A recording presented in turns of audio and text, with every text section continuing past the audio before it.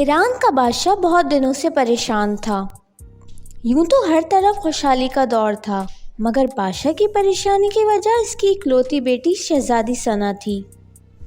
ہر باپ کی طرح بادشاہ بھی اپنی بیٹی کی شادی کر کے اپنے فرض سے سبکدوش ہونا چاہتا تھا، لیکن شہزادی ثنا نے بھی عجیب اعلان کر رکھا تھا کہ جو شخص اس سوالوں کے درست جواب دے گا وہ اس سے شادی کرے گی۔ آس پاس کی ریاستوں سے کئی شہزادے آئے مگر ناکام لوٹ گئے۔ اس ملک میں نوجوان طالب علم بھی رہتا تھا، اس کا نام اعظم تھا۔ اس نے اپنے والد سے کہا کہ وہ بھی اپنی قسمت آزمانا چاہتا ہے۔ اعظم کے والد استاد تھے اور کئی برسوں سے لوگوں میں علم کی روشنی بانٹ رہے تھے۔ ملک فارس کا وزیر اعظم، بڑے بڑے درباری اور شہر کا قاضی بھی ان کا شاگرد تھا۔ باپ نے بیٹی کی خواہش دیکھی تو بولا، بیٹا اگر تو ناکام لوٹا تو تیرا کچھ نہیں جائے گا۔ لوگ کیا کہیں گے کہ ایک استاد کا بیٹا ناکام ہو گیا؟ اعظم اپنے باپ سے کہنے لگا، بابا بڑے بڑے شہزادے لوٹ گئے، اگر میں بھی ناکام ہو گیا تو کیا ہوا؟ یہ تو مقابلہ ہے، وہ بھی جیت لے اور شاید وہ خوش نصیب میں ہی ہوں۔ آخر باپ کو بیٹے کی ضد ماننی پڑی۔ اعظم خوشی خوشی محل کی طرف چل پڑا۔ شہر بھر میں یہ خبر جنگل کی آگ کی طرح پھیل گئی کہ ایک عالم کا بیٹا قسمت آزمانے محل میں چلا آیا۔ مقررہ وقت پر محل لوگوں سے کھچا کھچ بھرا ہوا تھا۔ بادشاہ تخت پر بیٹھا تھا، ملکہ عالیہ بھی محل میں موجود تھیں۔ وزیر، امیر، درباری اور عوام الناس سب دربار میں موجود تھے۔ آخر شہزادی نے اپنا پہلا سوال کر ڈالا۔ اس نے شہادت کی انگلی فضا میں بلند کی۔ اعظم نے کچھ دیر توقف کیا اور پھر شہادت والی انگلی کے ساتھ والی انگلی بھی فضا میں بلند کی۔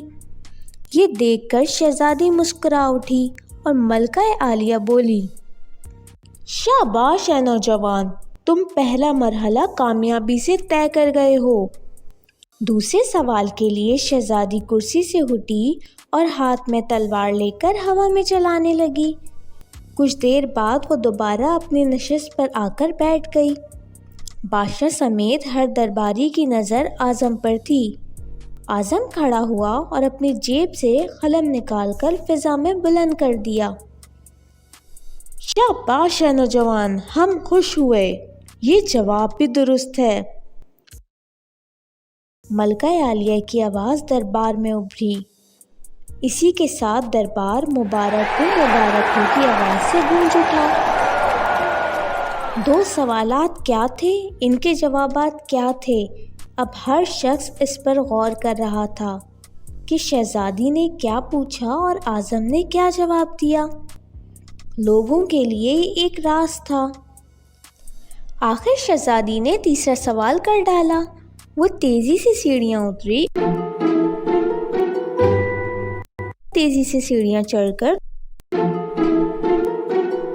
دوبارہ اپنی نشست پر بیٹھ گئی۔ یہ بڑا عجیب و غریب سوال تھا۔ ہر طرف خاموشی تھی، لوگوں کی سانسیں رکی ہوئی تھیں۔ اب تو اعظم کے ہاتھ پاؤں ٹھنڈے ہوئے جا رہے تھے۔ آخر اعظم کھڑا ہوا اور اپنے دل پر ہاتھ رکھ کر شہزادی کی طرف دیکھنے لگا۔ مرحبا مرحبا اے نوجوان، مبارک ہو، شہزادی نے تمہیں پسند کر لیا ہے۔ ملکہ عالیہ کی آواز کے ساتھ ہی شہزادی ثنا شرما کر محل کے اندرونی حصے میں چلی گئی اور محل مبارکباد کی آواز سے گونج اٹھا۔ لوگ خوشی سے جھوم رہے تھے۔ وہ دل ہی دل میں اللہ کا شکر ادا کر رہا تھا جس نے اسے یہ اعزاز بخشا تھا۔ بادشاہ نے اعظم سے پوچھا، اے نوجوان، ملکہ عالیہ کو تم نے مطمئن کر دیا۔ اب یہ بتاؤ تم سے کیا پوچھا گیا تھا اور تم نے کیا جواب دیا؟ اگر تم نے ایک بھی غلط جواب دیا تو تمہاری گردن مار دی جائے گی۔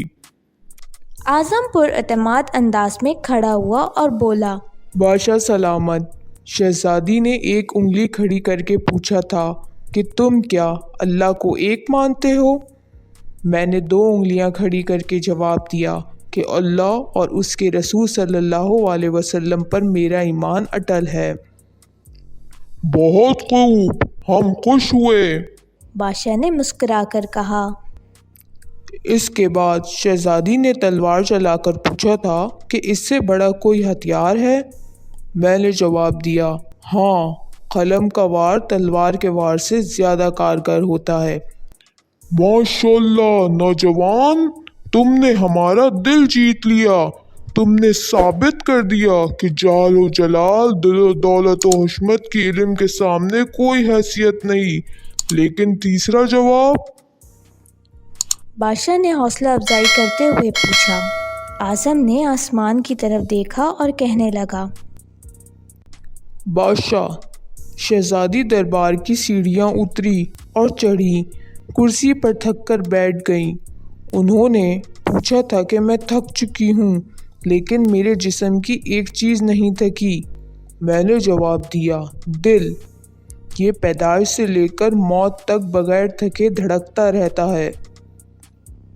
बादशाह ने आज़म को पास बुलाकर गले से लगा लिया और कहा, ए लोगों, गवाह रहना, मैंने हकदार का हक अदा कर दिया। मेरी बेटी ऐसे शख्स की बीवी बन रही है जिसके पास इल्म की दौलत है, जिसे कोई नहीं चुरा सकता और ना कम कर सकता है। बादशाह ने इसी वक्त खुशी खुशी आज़म और शहजादी सना की शादी